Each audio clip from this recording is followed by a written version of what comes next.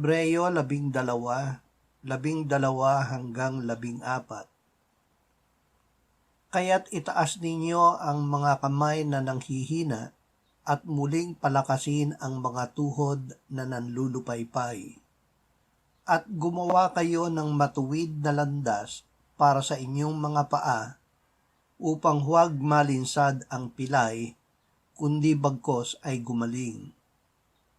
Pagsikapan ninyong magkaroon ng kapayapaan sa lahat at ng kabanalan na kung wala nito'y walang sino mang makakakita sa Panginoon. Magkaroon ng kabanalan. Ang Diyos ay banal. Tanging siya ang Diyos, nakahiwalay sa lahat ng nilalang at ng mga tinatawag na Diyos ng mga tao. Siya ay malinis, dalisay, wala ni anumang batik ng kasalanan. Nilalang niya ang tao na kalarawan niya, kaya't kalooban niya na ang tao ay maging banal. Kung paanong ang Diyos ang lumalang sa tao, Diyos din ang gumagawa upang ang tao ay maging banal.